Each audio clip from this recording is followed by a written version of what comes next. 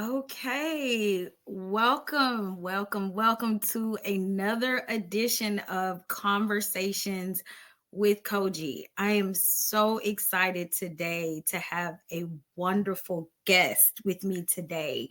She is an award-winning and Emmy-nominated actress, producer, writer, human rights advocate, singer, songwriter. You know her as Candy from Pose, American Horror Story, Nurse Rita, and Broadway Chicago.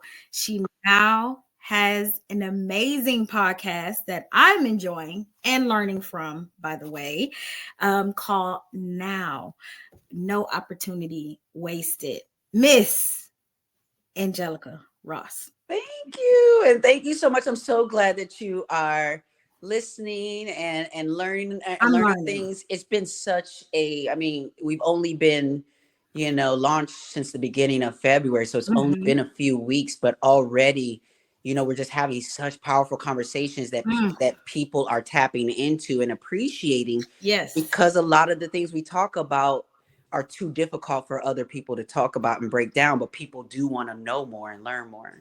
I definitely agree with that. You know, and I'm gonna get into my questions, but just piggybacking off of that, I think it's hard for people to have the tough conversations. Mm-hmm. You know, uncomfortability Mm-hmm. is so hard for people.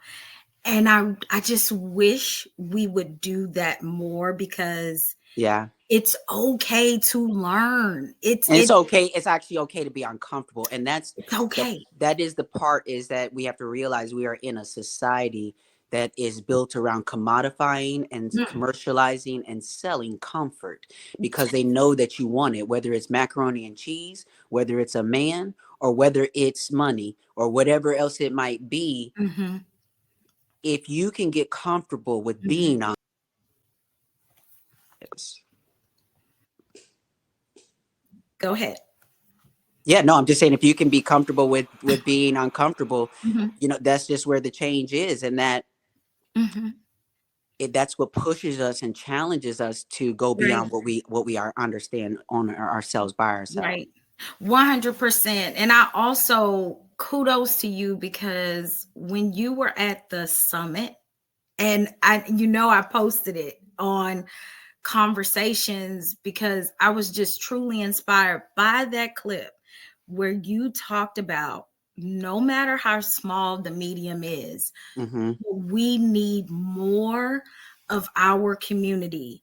And Yeah. as a Black queer woman, and I know that I'm small, I don't have a lot of followers individually, although I do have another podcast with my co-host for P Valley, Hmm. which is a very big show, right? But just individually, because she's not a queer woman, Right.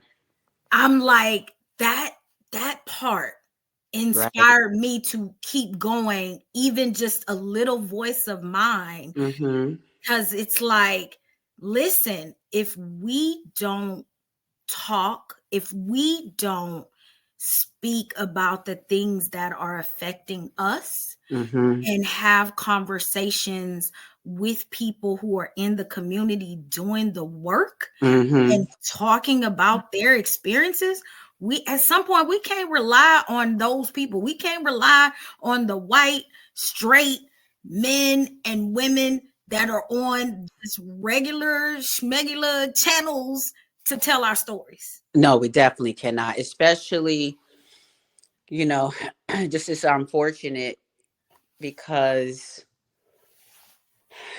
for whether it is there's so much for us to learn when we watch how racism has worked, and how we've been given crumbs, especially when we talk about narratives and talking Mhm. about Black stories and Black storytelling. And then it seems like maybe we done got somewhere and we done made some strides, because we get to play the best friend, or the magical Negro, or the sidekick, or whatever it might be. And then in reality, we got our own Black people who then pull from the same playbook, and then they want to put authentically and fully on behalf of queer and all the folks. They want to Mhm. sprinkle it in as a sidekick, as a punchline, as a, you know, whatever. And so that's why it's important for someone like me Mhm. to become the next, like the Tyler Perry, because Tyler Perry's only going to take us so far. Right. And why do you think that is? Like, why I do mean, do you want the real answer? you know what? And ooh, I really do, because I'm not in the business of sugarcoating, to be honest. I'm not. Well, So here's the thing. It's I like want the I real listen, the answer. reality is I can't tell you about a lot about Tyler Perry because I don't know him personally. So I'll say Mhm. that. But what I will say is this. I have a certain type of radar, especially as a spiritual person, Mhm. as a Buddhist. Mhm.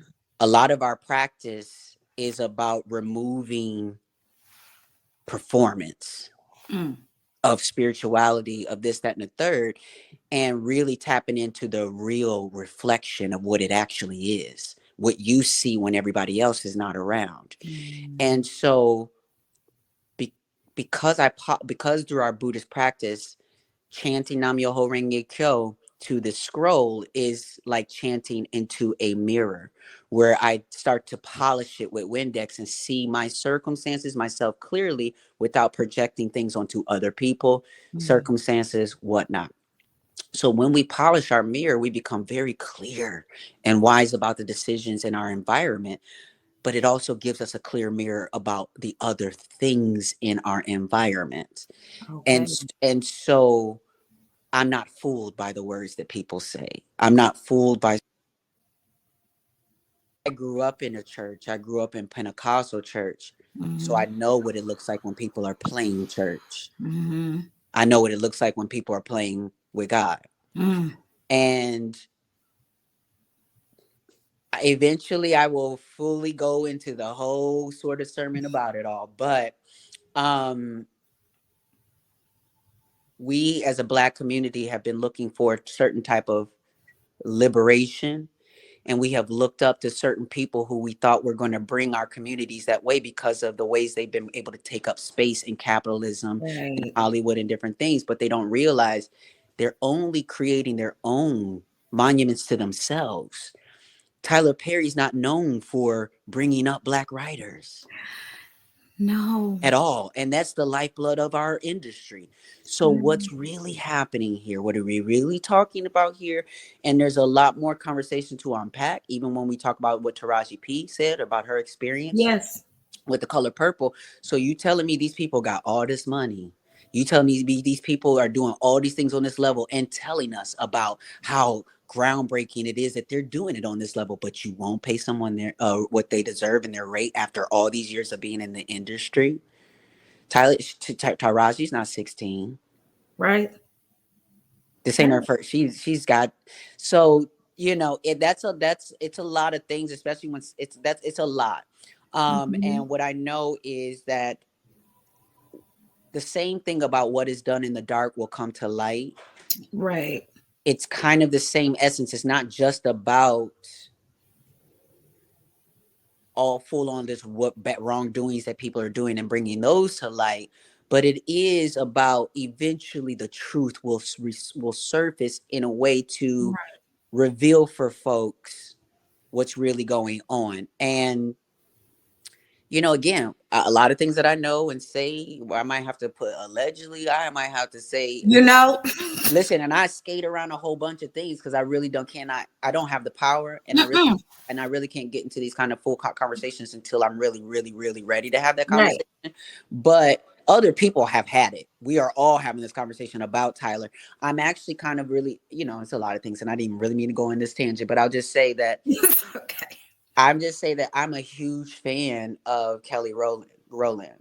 Like I'm Listen, like a huge, like I'm love talking her. about a huge fan, Mhm. and I won't watch the movie because I do not want to form an opinion. You know, listen. I don't So, want to form an opinion because I can't, because I already know what to expect because I've watched other things. Cause so I just don't want to form an opinion on this one because it ain't about her, but it's yeah. about the fact that this woman, amazing woman, has built a beautiful life, Mm-hmm.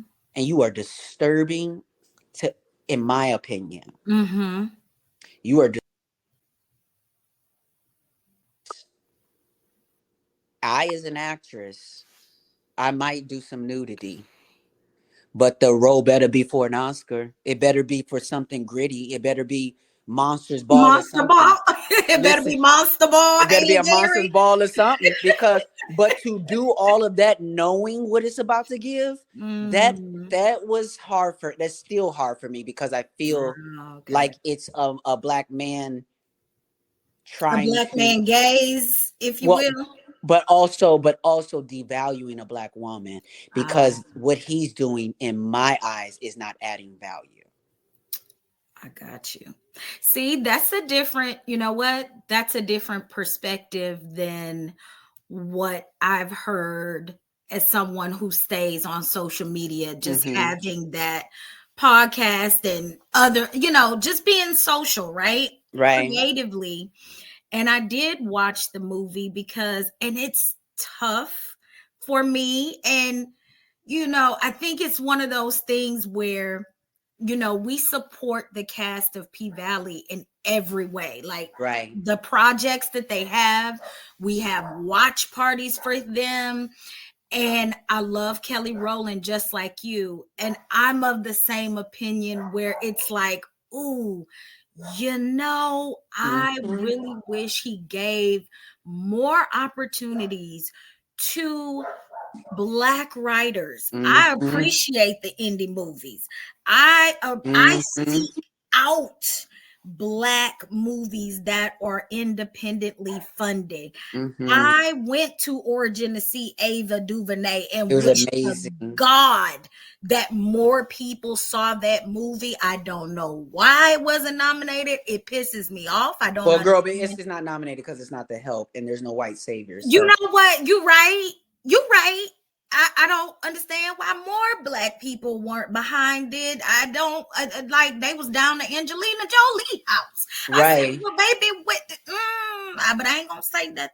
Yeah, You know, no, it's just because we have not fully again understood, because unfortunately too many people, liberation looks like capitalistic success. It looks like financial success. Mm. So when you got these black people who have different production companies under their names, imprints or whatever, why are none of y'all working together? I don't understand it. I do, but it's because of the way the system's set up, but they don't understand Mm. we're stronger together. Yes, we are so much stronger together. And that's one reason why I do admire Katori so much, because of the way she loves Yes. on her people, like from top to bottom. And I just, I don't understand it. But I mean I It's do. ego. It's a lot of ego It's a because lot of, yeah. I know the thing is, like, when you're on this side of things, Mhm. it's only so much I can say without being called a hater. So like, That part. so I know a lot of information. I Mhm. know a lot of things behind the scenes, but like, and so what I know is that for some people it's an ego thing because they see it as okay for them to do certain things. But as Mm. black people create and we create different things, they keep trying to sun everybody underneath them. They don't want to have, like, see someone become an equal and a partner, and you like grow to do that kind of thing. It's all about, Mhm. and it's just like, that's just not the way that this should be. I'm not your son. Right. I'm your peer, I'm your peer. That's it right there. and I respect am as your such. peer. Yes. Mhm. I am your peer. So I have a question for you. So let's say you are you just met someone on the street, subway, talking, cafe, whatever. They're not familiar with your work. Mm-hmm. They don't know you. It's just one of those things where you're sitting by someone and your light just shines on them and that you just connect. You know how you have those moments Oh sometimes? yeah. Oh yeah. Okay. So, what would you tell someone that just doesn't know you? What would that conversation look like if they say, who are you? Who is, and you go, well, I'm Angelica. How would you describe yourself to a person who doesn't know you as Miss Angelica Ross? Well, that's a good question. I mean, I guess I'll say this, that thankfully, due to the years, 13 years now of Buddhist practice, Mm-hmm. um, we go about life in a certain way. And so again, for my podcast being called No Opportunity Wasted, it's a deep lifestyle. And so it's understanding that there are many times, due to schedule, things are hectic. I'm flying from this coast to that coast. I just want to get in the plane, get on the seat. Come on, can we y'all get, let's hurry this up. Let me get on the plane, get in my seat. Oof, okay, sit in my seat. And I just want to kind of just relax and do my thing. And, but the reality is, I'm on a plane in a row sitting next to someone else. And the reality about this is, you start to understand just how important every single encounter and opportunity is. I'm in flying in first class a lot, and usually next to white men, sometimes white women. I love it when I'm next to somebody black and we kikiing the whole time or whatever. Mm-hmm. But either way, I don't have an immediate camaraderie with anyone unless I notice that there might be black and queer and trans, or black and queer or something like that. But Mm-hmm. just because they're black, I still got to get over a barrier of, are they transphobic or homophobic? If they're white, I got to get over the fact of, are they homophobic, transphobic, and anti-black? So I got to try to figure these things out, to depend on what we do is we call, there's just different tools I use, but it's basically, we call it time and capacity. So when we talk about no opportunity wasted, there's a lesson we teach about time and capacity that says, when is the right time? When you talk about it, not wasting an opportunity to say something, to do something, when is the right time? Time is always now. The difference is the capacity of the yourself and the moment and the people you're dealing with. So it's an assessment tool that you use to be sitting there like, okay, how much capacity do I have right now to talk to somebody that seems like they might have racist tendencies, or they Mm-hmm. might be a little patriarchal, or they might be whatever. Okay, I got enough energy today to deal with that. And then it's like, also then seeing the person, let's say they're not, college educated, or maybe Mm-hmm. they are an evangelical Christian who only knows that. So what I have to assess in the moment is, how much capacity do you have to hear me, so that I don't waste my breath, my energy, or my time. But what I talk about on, like, just like on now on the podcast, we always leave a Buddhist breadcrumb. And that's what it's always about for me, is no opportunity wasted. So in this opportunity, I'm not going to do too much. I'm not going to do too little. I Mm-hmm. have been conditioned to do just what is needed for that moment. And so when I introduce myself to people that I don't know, it is very custom to the moment and the environment of how I talk. Do I feel safe? Um, a lot of different things. And sometimes I'll even just smack people with my truth right there and say, now I dare you even come to me wrong. Because I'm in a space where we both deserve to be in this space. And if you act any kind of out of way or out of pocket, I will have you removed. Okay. And that's when I summon uh the mythical white woman, I guess, in me, that all of a sudden thinks everything, like I'm, but I know that I have gained a certain amount of respect and I give respect. So I know that Mhm. if we're in certain environments, I'm going to give you the opportunity to learn who I am and respect who I am. And if you don't, Mhm. I also am a grown up who can handle myself and the situation. Yes. Because it has taken me some time, I think, to get in that comfortable space, Mm-hmm. you know, like to kind of assess. So hearing you talk about time and capacity is something that I'm learning at my big age of Mm-hmm. 46. Like, Mm-hmm. you know, like I've identified as Black and queer for now 21 years now, you know, Mm-hmm. and man, that growth process, Uh-huh. ooh, child, like that Absolutely. growth. It's a lot of, because it's a lot of unpacking of what Yes. was just kind of forced on you. And when you realize you have way more choice than what was told to you. Yes, like growing Yeah. up Catholic, like Yeah. I was Catholic and I did the steps of marriage, child, you know, and Mm-hmm. it's just that pressure of what you are supposed to be Absolutely. and who you truly are, Absolutely. and navigating in spaces who you are going to hell. Yep. And then you're like, wait, I'm not going to hell. Wait, I am loved. Right. You know what I'm saying? Wait, oh, And if you well, receive that message, hopefully you receive it before it's too late, because the way that things work is people start to internalize what they've been told. yes. And now you no longer need nobody else to tell it to you. You telling it to yourself You every day. telling it to yourself. Yeah. Yes, yes, Miss Angelica, you telling it. And I was in a dark place. Mm-hmm. And Well, I and was. this is the other thing too, is in Buddhism we talk about fundamental darkness. It's another concept, and what I love about Mm-hmm. this practice is that there's so many things, and Mm-hmm. each one of those concepts you could spend forever on.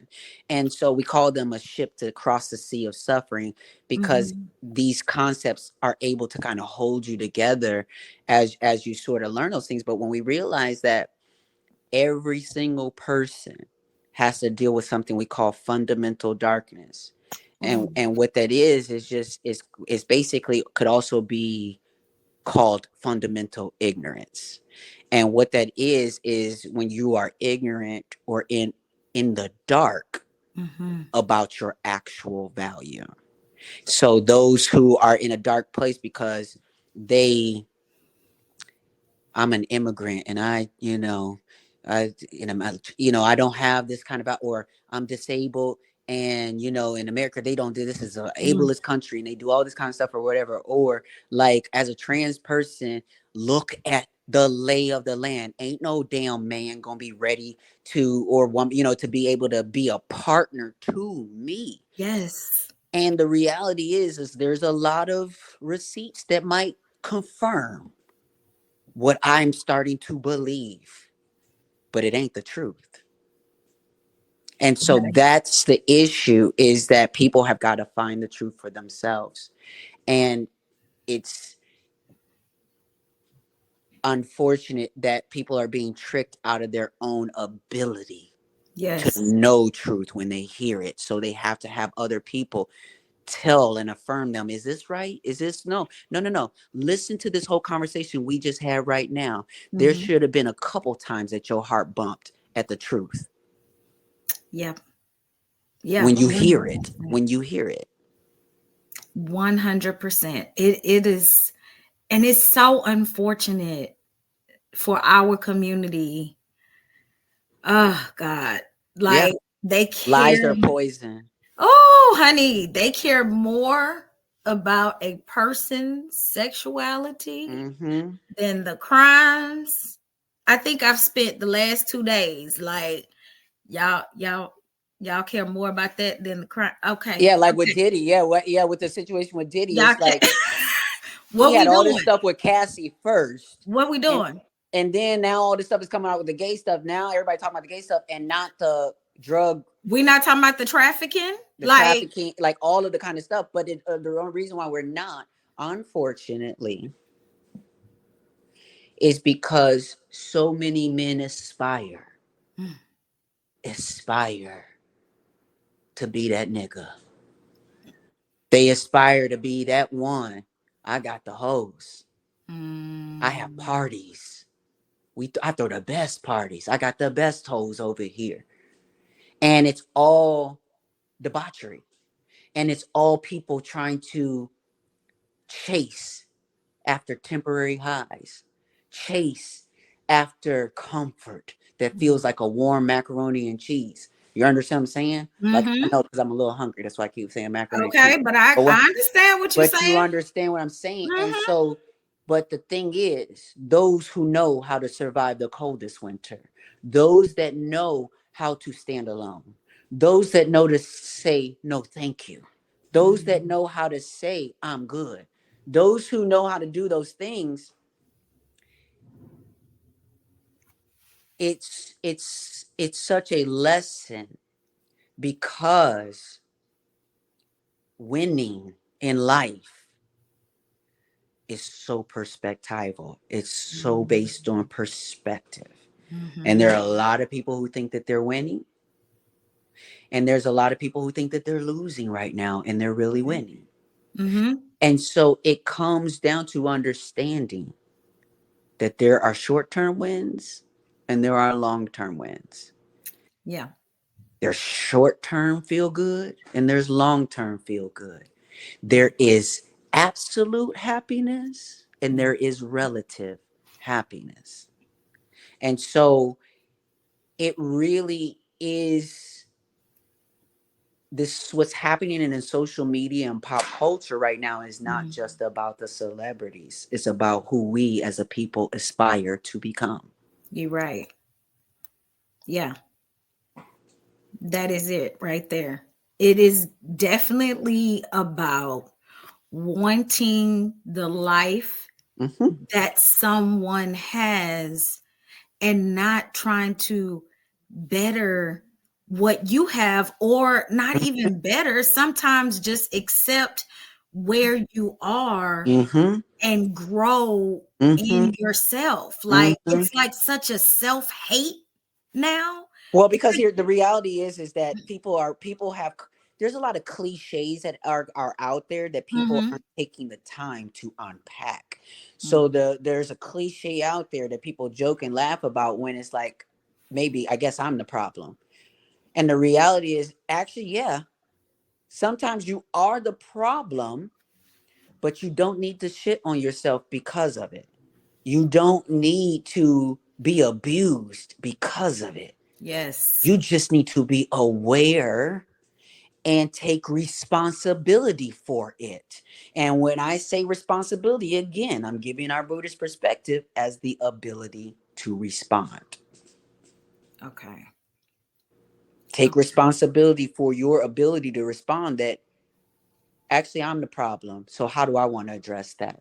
How do I want to check myself before somebody else checks me? I love that. So I have a question, because I'm not Buddhist, but let me ask you this. Can you actually take certain practices Yes. from Buddhism? Like, Yes. because some of the things you're giving me now, I'm like, I can really implement certain So things number in. one, we say, so, and again, what I love about Buddhism and the practice is, like I keep saying, one small phrase you can ruminate on almost for so long, because to say that Buddhism is reason Mm, is to understand that there it's never unreasonable. So okay. if you feel some and so I want you to look up a book called Baptist Preacher's Buddhist Teacher. Okay. And it's written by Lawrence Carter Sr. In Atlanta. He's a pastor, and he made friends with our mentor, Daisaku Ikeda, who just passed away at 95 years old. He's been our president of our organization for a really long time. Oh, wow. Buddhism, and that man taught him Mm-hmm. how he did not have to sort of give up his own faith to sort of understand the gem of what Buddhism is. Okay. But what happens is this is what I'll tell you about it, is we say that you can practice, and the reason why we do that is because you will come to your own boundaries and understandings that you create for yourself, and that's what it's meant to be for and do. So we're not, it's not about that, but what it is that when you learn this practice, you actually no longer need to embrace such a small idea of God. Okay. And that's what is really uprooting for some people, Mm. is that to actually live in the expansiveness of what God is and not put these social, political Mm. personalities onto God. Yes. And so when Yes. you do that, now I'm able to actually fellowship with so many Christians, Mm-hmm. and I don't have to rip their version of what they know and think out of their mind Right. while I'm connecting with them. But I can, what we do is called refuting erroneous teachings. So it is still a space of respecting other people's religions and right ways and the capacity and the moments and the times and the breadcrumbs Mm-hmm. to what we call is a, and again, here's another phrase I'll give you, but we call it upsetting attachments, and what is the verse, upsetting attachments and something. But basically what it looks like is there's a video on my Instagram of a Jewish man, Norman Finkelstein, I think it's something like that, or whatever. It's a viral clip that went viral. He's a Jewish man who has family that were Holocaust survivors, and there was a white woman in the audience that was like trying to weaponize her tears in the moment with what he was I saying. know who you talking about. I seen that. Yes, Yep. yes. So again, if you've seen it, and I encourage your listeners, find this clip. I have it on my YouTube. I know that excuse me, on my Instagram. I know Amanda Seals and other folks have posted it. But so what you're seeing have happening with this woman as you watch her in her tears, the moment is upsetting her attachment. Mm. It's uprooting her attachment to things that need to be uprooted, and it can be very painful.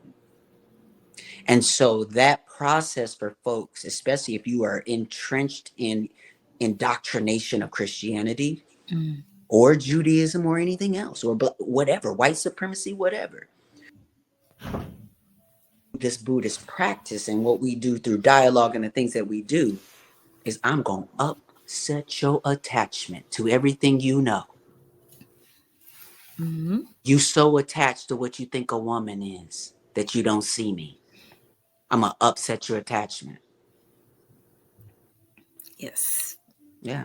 That is so true. That's a lot of the things that I discovered in my growth. It's sort of like when you're in church, they just talk certain parts of the scripture. Yep.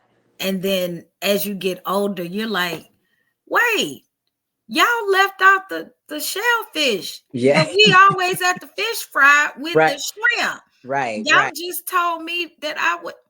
Right. Now, see, y'all all going to hell then. Okay.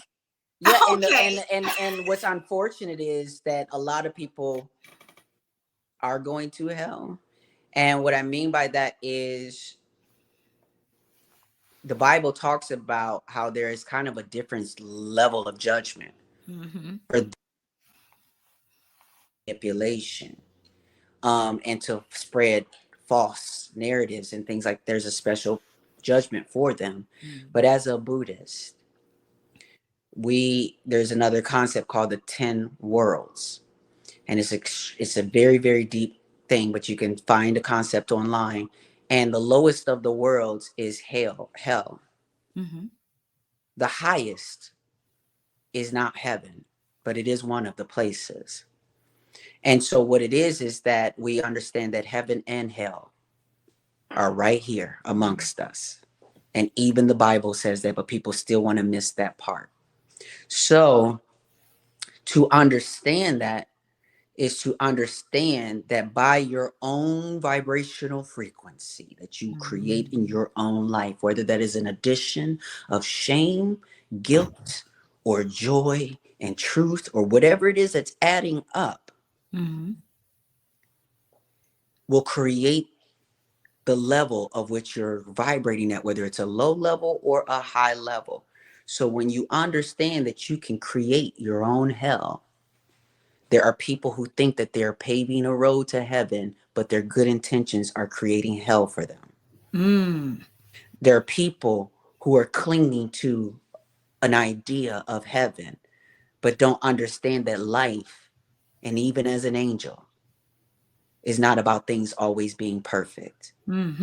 You have to be the kind of angel that can be a cool breeze in the midst of suffering in hell, that can be a glass of ice water, that can be these sort of things. But if you always need to cling to heaven, baby, you're going to get your, again, this process is going to upset your attachments. That's right. That's right. And it always doesn't have to be the big things. No.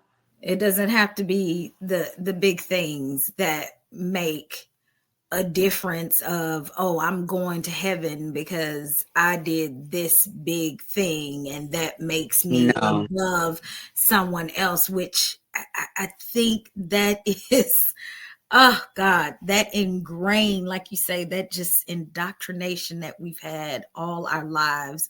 And that uprooting that you talked about, like I am really going to do some studying I'm gonna because send you, and I'm gonna send you some stuff to study too, because please. yeah, because once you see what I love about these things, especially Mhm. people who are not being their own blockage, Mhm. when you see, you can't unsee. When you hear, you can't unhear. And so these things that I'll give, that I show you, is going, it again will uproot so many things, that all of a sudden you are no longer susceptible to the same manipulation and control that everyone else is with media and social media. You don't find your value in things that are so transient, but Yes. you also respect the transient nature of things. You Right. also understand the concept of 10,000, it's called 10,000 realms in a single lifetime. But basically, what it means is when I talk about the 10 worlds, the lower level is hell.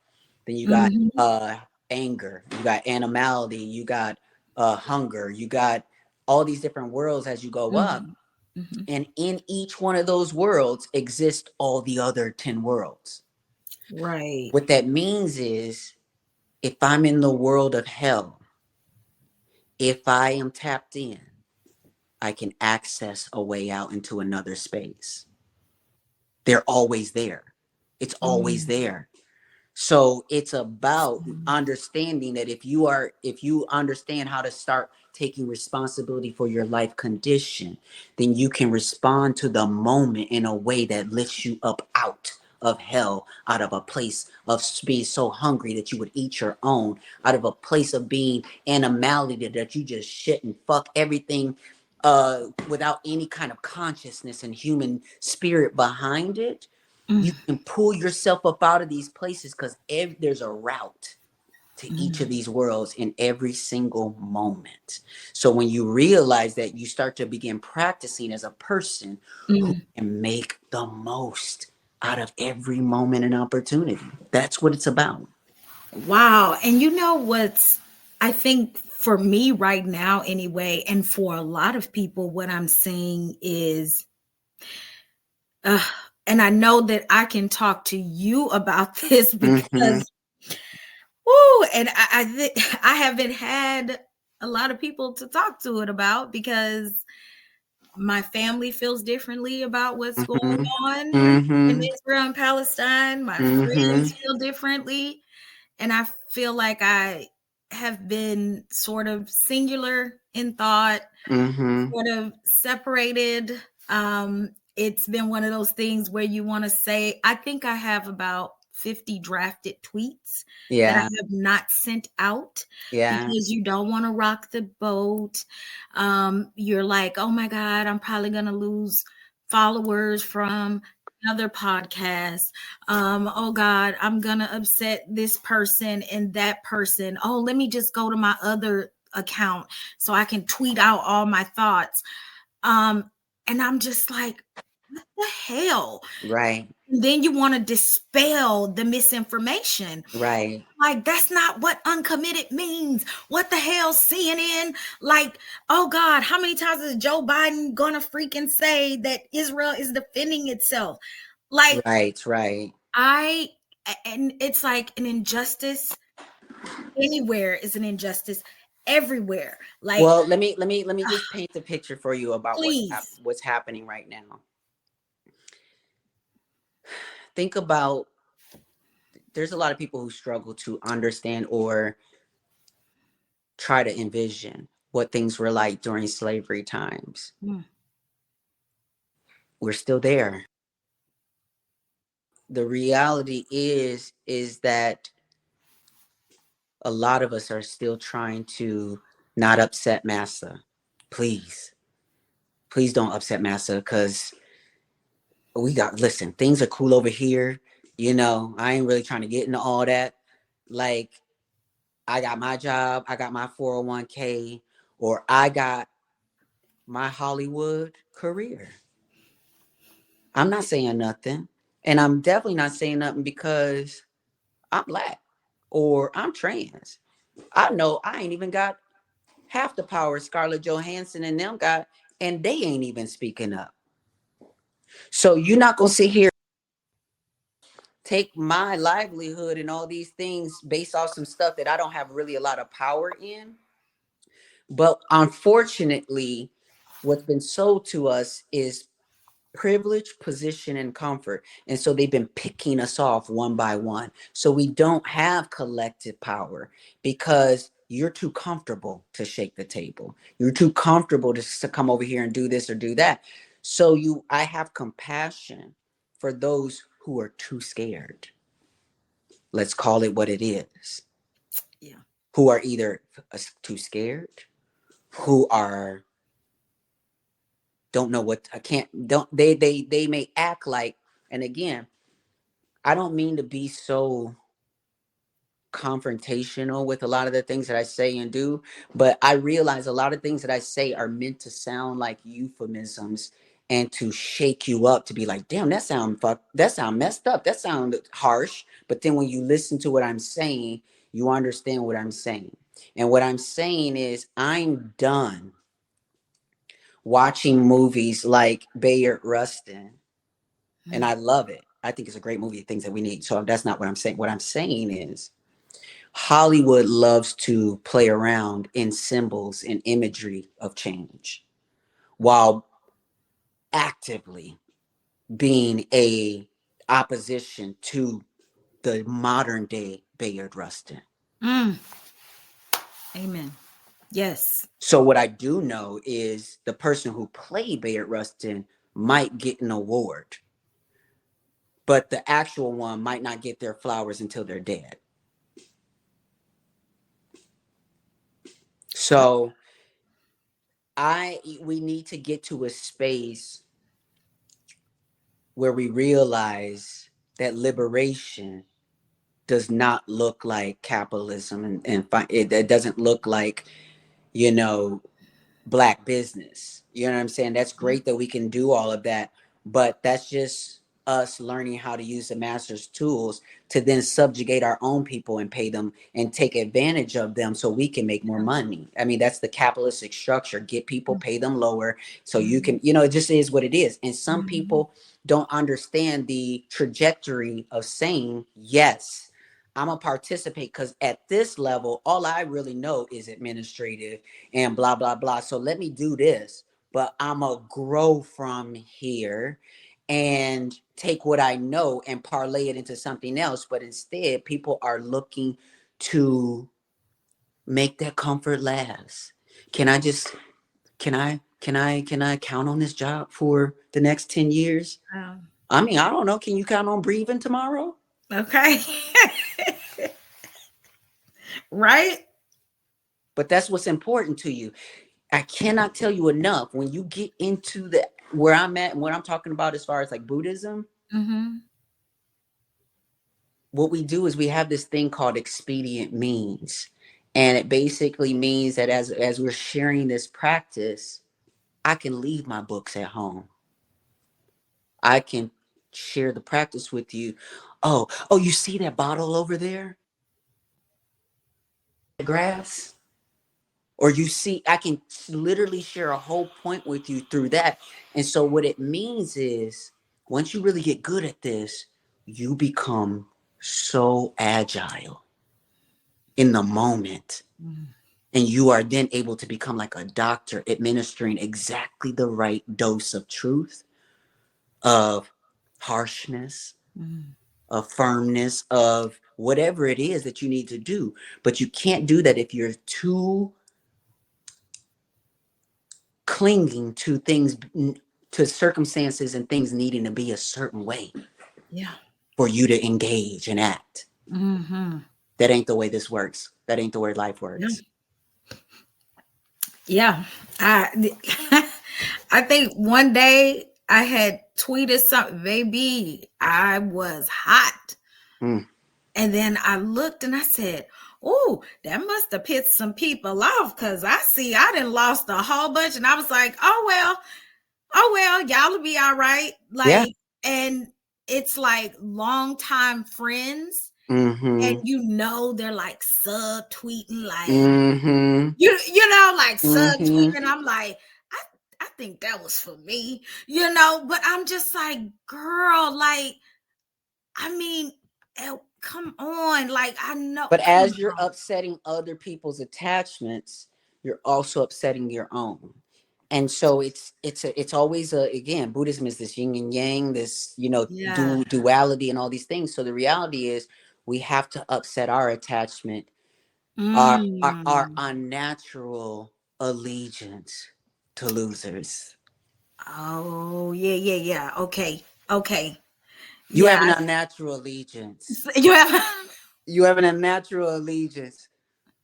Is that what he said? he Unnatural? said he said you have an unnatural allegiance to losers.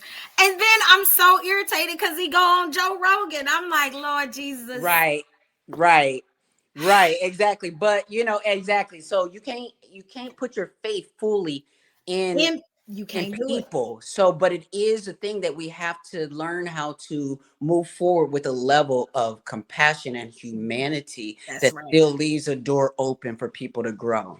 That's right. And it doesn't take away that there was no truth. Absolutely, That's the thing too. And absolutely. that's what we do, because once someone where you can't, it's sort of like, oh, I can't get a Kiki no more. See, when he was on Mm-hmm. Shannon Sharp's Mm-hmm. platform, it was like, oh, we got a Kiki, y'all. Now it's like, now you're going to Joe Rogan. He supports Trump, or he supports duh. Oh, see, you were good for a good 2 months for us. Uh, Now we done. Well, wait mm-hmm. a minute. He still told facts over there. Now Right, let's not did not see there. right. Y'all go now. Well, but Now, that's the other thing is that mm, certain people have the range to be in certain places mm, and to not get set up and not have a mm, thing come out where it's like they didn't set you up. Now there's video of you saying some stuff you weren't supposed to, or whatever the case is. So like even with myself, mm. I don't want to have certain conversations with certain people, but I've had an interview with Tammy, whatever her name is. Oh, with Tommy Lauren, Yeah, really? so I was on the Blaze when she was on Blaze, and so they had that interview behind a paywall, so nobody really that is not paid that hasn't really seen it. But I have the video footage, and I owned her in that interview, basically. Oh, I would have loved to see that one, child. Baby, I might just go ahead and push Baby. it and tell them to try to come for me or something. I don't know, but it's like, but it is a thing where I realize when I come into certain spaces, I'm literally upsetting the building. So that's what I need to do. Yeah. It's Oh, but that like, so milk say for good. instance, I couldn't upset there's certain buildings I couldn't upset. Maybe I Mm-hmm. could do it now, but I Mm-hmm. couldn't upset like the Breakfast Club because I didn't have enough patience I didn't have enough patience. So you gonna see me on another page probably in a minute fast in that space. But now I'm different, and so I've learned to be able to handle BS a lot better, Mm-hmm. and so I can go in there and upset all of them their attachments. But I won't now because Just Hilarious is over there, and I don't need to be in the same space with her. You know what? There, yeah. Mm-mm. No, there's She is a textbook pick me, and that's just what it is. and that's you kind of took the words out of my mouth. Textbook. It is definitely given pick me. Because my thing with that was there was a defense of a black woman, Mm-hmm. Mm-hmm. Talk and about it. you let a black man.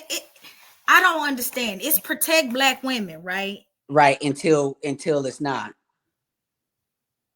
It's protect black women because y'all came from a black woman, which I never get. I'm like, now I didn't push the whole black man out of me. Right. Okay. And I told him early on, I say, let me tell you something. One thing I want you to always do is respect black women. Because I'm telling you right now, if you ever even come to me a certain way, I'm gonna take you down and call the police, and I'm all a bit of 410. I don't care. Absolutely. I did it one time when he was 15. He ain't never came step to me like that again in his life. Right. I do not play. I told him I don't care.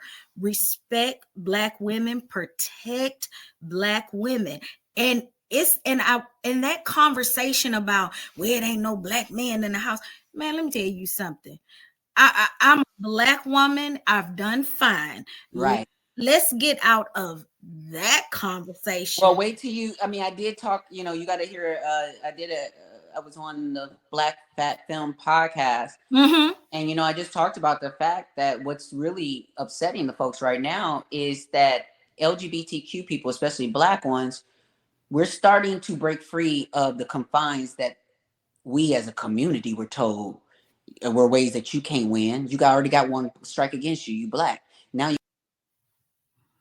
So now they can't say, "Oh, see, your life is terrible because you're in that sin and you're doing this." Now we having okay lives and we pushing through just like y'all is, or Mm-hmm. struggling every day just like y'all are, whatever. That's But it. the reality is that Black people are still being oppressed, and the Black man who's supposed to be leading the Black family and the Black community has not let us cross the finish line of liberation. And it's because they picked up too many tools from the white supremacy that they think are going to actually work, and they're not. So the reality is that we do need to shake from that, because it's Black, queer, and trans people Yes. who are going to be the true ones to set us free. Period. Period. Period. And my thing is how you say Black Lives Matter, but baby, I'm trying to understand. Y'all know that includes us too, right? Right. Right. Oh, okay. Oh, okay. I'm just wondering. I'm just wondering because I don't see y'all out here marching when it's 50 million Black trans women getting murdered. I don't see y'all out here marching, but that's just me. And the Black trans women are still marching in the Black Lives Matter movement, though. Yeah, okay. Because And with the genocide right now, there's a lot oh, of stuff girl, in there. please talk about it because I talked to my sis Tony Bryce, and when Tony Bryce Yeah. and Monroe Elise, and one thing Tony Bryce was talking about when it was Stonewall, and like she had to take the microphone, baby, like we right Yes. here. Yes. Yes. Yes. I said, yes, Tony, you did what? I took the mic, like.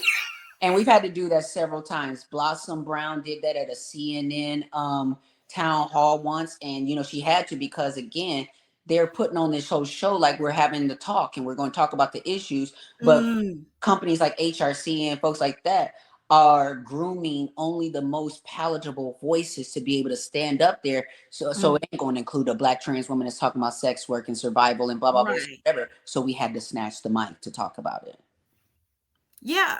See, that's what I'm saying. And how are you going to? I'm trying to think what was that I saw on social media. Oh, Killer Mike was talking to RFK, and he was talking about child support and all this kind of stuff about our community.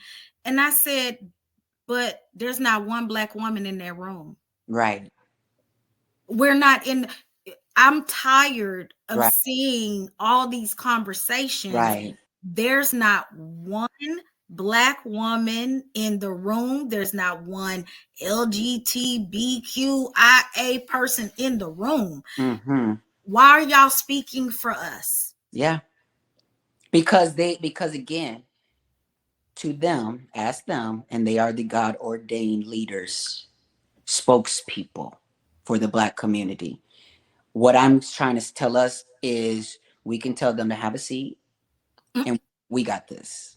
Because mm, obviously you're not interested in knocking these walls down for all of us, so we'll do it. Even though side of me, I got to go to these Black Lives Matter movements, even when a mm. Black man is shot, knowing that another Black man might call me a man or might call me this, that, and the other. But I'm still over here fighting for your freedom too.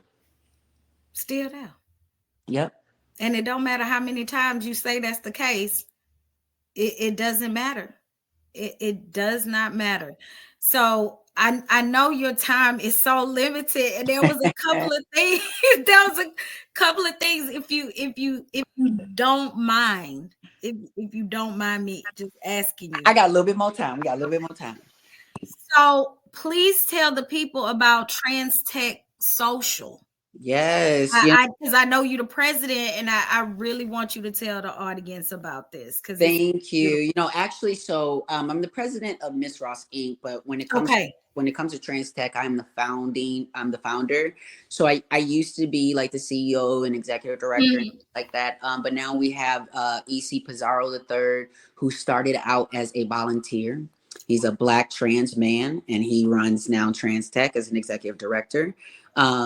I still obviously work in there, still I'm on the board and things like that. And still I'm working to fundraise for the organization because it's an ongoing mission. We have to constantly make people understand the necessity for this type of diversity, especially when there's such an onslaught attack of diversity, equity, and inclusion efforts. So we are the space that incubates folks to be ready to go into these job markets, to go into these spaces, and to not have to be tokenized, but to know that they are there because they deserve to be there. They are talented, they are valuable, there are all these different things. So we want people confidently going into the space. And the way we know they can be confident is by giving them opportunities to learn. It's very, very stupid for someone to be confident about something they've never done before. And so when you have a community of people who've been shut out of learning and doing stuff, then you've got a lot of people faking it till you making it and doing a lot of things. And we need to break that out and break that up so that folks can have real experience, so they don't have to fake it. They don't have to be tokenized, and they can be valued. They don't have to stay at a job they don't, that doesn't appreciate them, all these different things. So, or they can start their own business once they learn and once they understand what entrepreneurship is about. So we do everything from, we have partnerships with folks like the Linux Foundation, who has been able to give our members scholarships to get like certification in Linux. We have a grow program that we've done with Google, where they help them get certifications. We have had partnerships with Masterclass, where they have given our members free accounts to learn on Masterclass. We've had partnerships with LinkedIn. We have just did a partnership with Hinge, the dating app, where they paid our members to do work to specifically address issues for trans people on the dating app. So to see companies that are willing to invest and do and create things like that, we want to continue creating those pipelines to people who get it.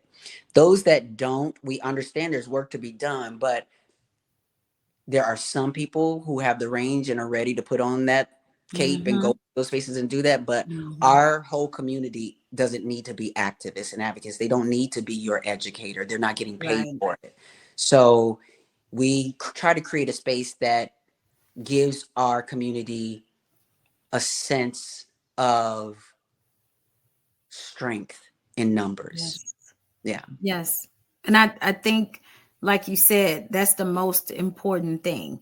The strength is in the numbers. Mm-hmm. The more people, no matter how big or small, contribute to us, that will make the most noise. That will shake the table. The more people that's out there telling the truth from our perspective, telling Mm-hmm. our story.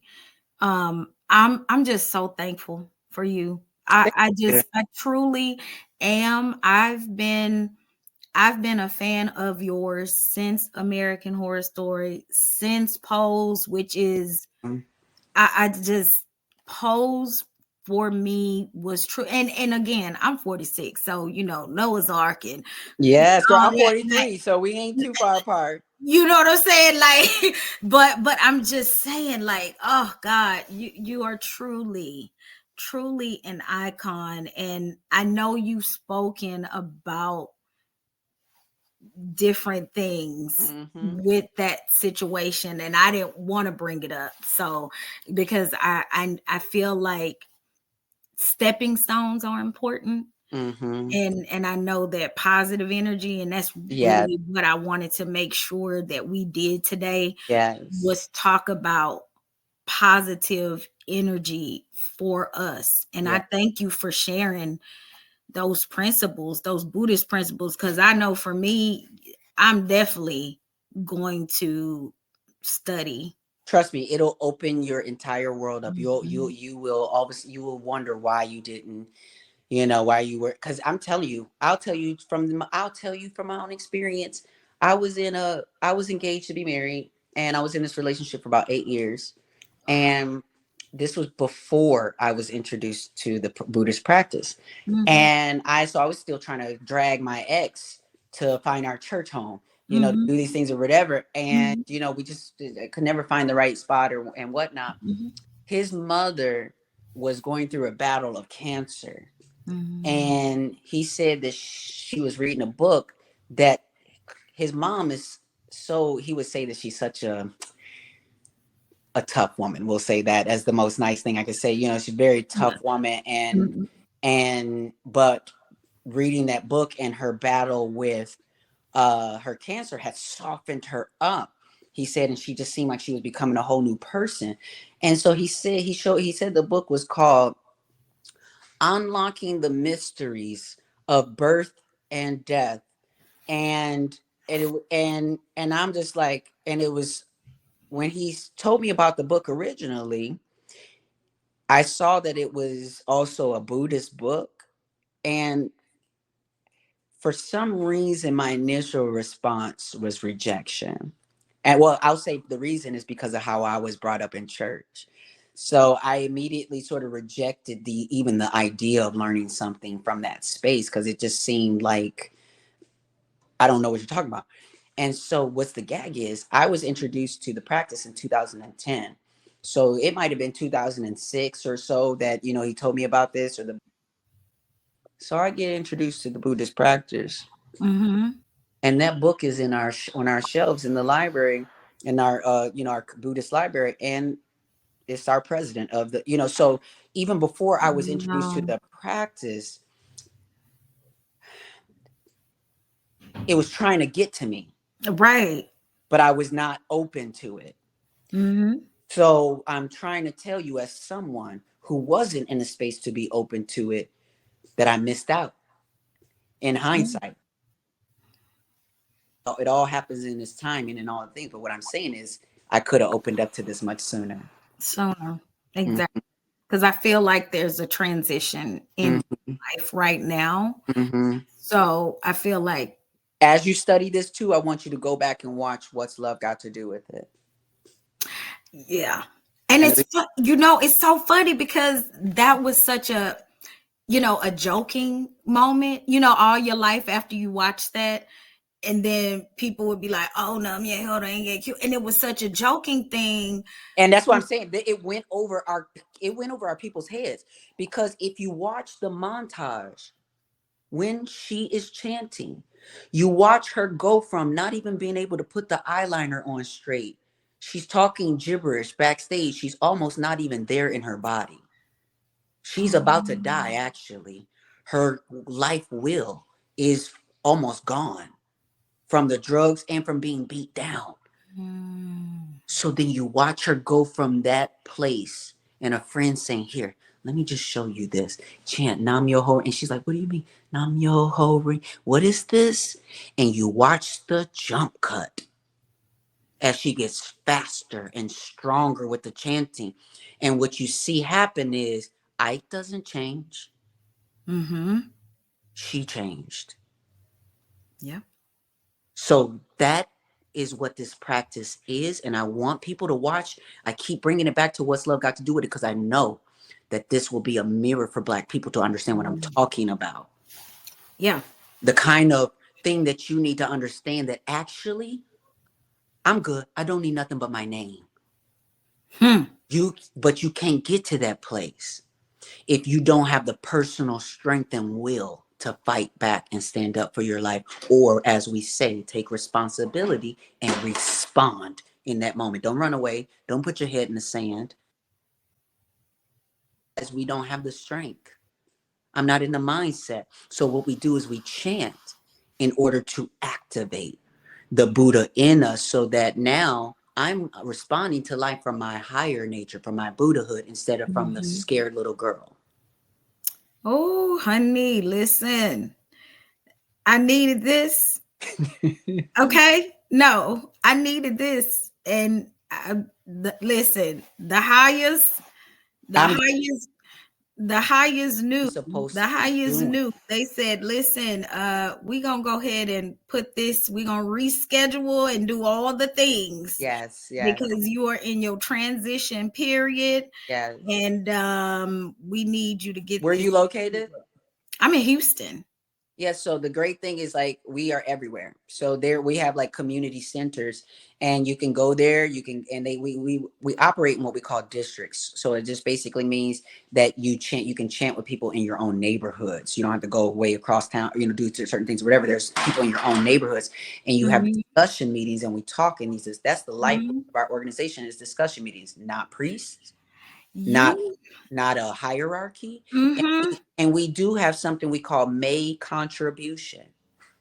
One Mm-hmm. time a year, we give money based off of what we feel our it's based on our own faith. So there's no coercion about money and different things. We're not allowed to borrow money to each other. It's not that kind of so there's a lot of things in the way that we operate that makes you understand this is about you.